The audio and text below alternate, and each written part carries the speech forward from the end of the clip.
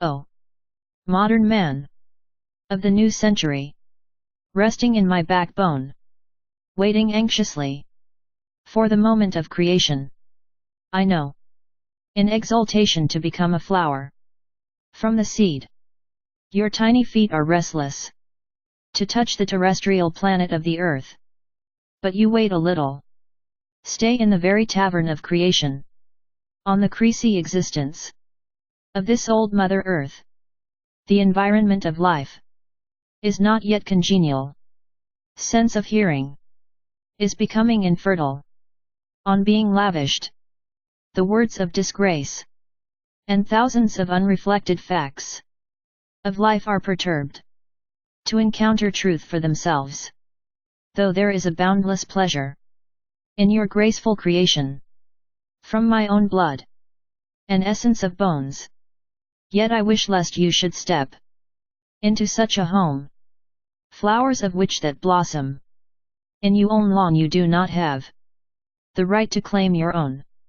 Would you like your mother deprived of medical and nutritious facilities during the painful process of your birth, at the sill of a very expensive hospital, collecting in the life-blessing lips all unripe kisses of your share may die panting, tossing and unattended? Oh, God protect us! Lips of the life-imparting hospitals are yet locked in all angles. Employed on security of the breathing fellows are on strike for the more privileges, but unaware of felicity of the holiday. The angle of death is busy in picking up the yellow flowers from the mustard farms with his death-acquainted hands. Who should tell him that all over the world no one works more than 8 hours? Life is being ground amid millstones of the overtime.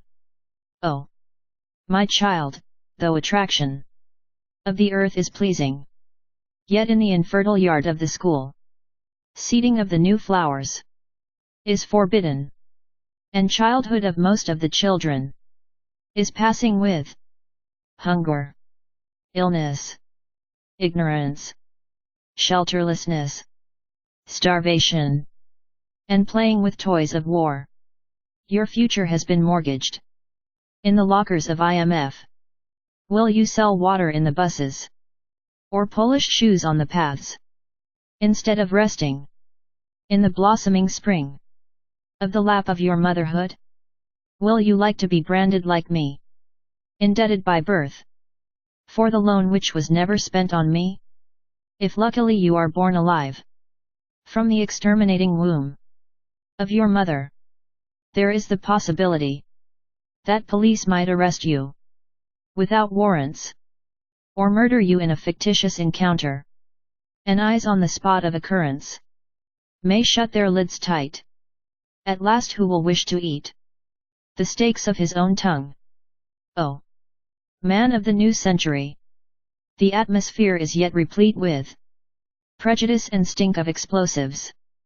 The air is not worth breathing in such a season as this is. It is impossible to blossom the fresh roses of your thoughts. Calls from the mosques, with the help of damned loudspeakers, are engaged in the war of sounds to let the rival down. And on the cities, the plague of pollution is descending. Tummy-touching servile tongues are protesting against the dish antenna. The matters against war, poverty, hatred, illness, ignorance, and exploitation have not yet been included in priorities. More than half of the world is self-dependent in production of children, and the remaining half in explosives. The compelled decrepit refugees, carrying on their heads the packs of homesickness, are waiting for their return. Tarry a while. The Mother Earth has apologized to carry the weight of more human beings. Future of the Earth is not yet secure in the hands of human beings. For equal right of all inhabitants on sources of the universe has not been yet recognized. On sudden breakage of one side of the scale of strength, the lender of the world is selling with half scales to the beggar-like customers, commodity of the New World Order, on the price of self-offered terms, and in consequence of fear and rumble of nuclear explosions, the earth went through an abortion, and now in the womb of infertile soil, only radiation breathes. Listen. The future of man on the earth is yet uncertain, and he did not learn how to prefer life to death. The armies not yet prepared to surrender their preeminence, and the mother of the martyred, residing in the neighborhood, is not willing to concede. End quote. Wars are not sacred. End quote. Man is not yet prepared to give priority the problems of war and survival of the earth in the agendas. Armies are yet busy day and night in preparation of waging such a war, as perchance there will be no one to determine the conqueror or the conquered. Once its bugle is sounded, the wish for peace is smoldering amid the half-burnt cigarettes in the ashtray, lying on the table of the dialogue. My babe, impede your impatient soul traveling to the earth, overpowered by a thrill of creation, lest in the journey between the backbone and shelter of your mother's womb, your desire to materialize should turn into nothing, and you could demand from no one compensation of your blood. Stay.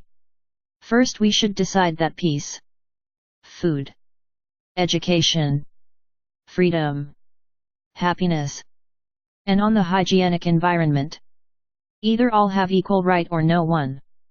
Stay, friend. I to get a guarantee of life and survival of the earth have submitted an entreaty across the seas, and your being or not being is conditional with acceptance or rejection of the appeal. Though your impatience to emerge is justified, yet I cannot greet you abasing on the heap of ammunition.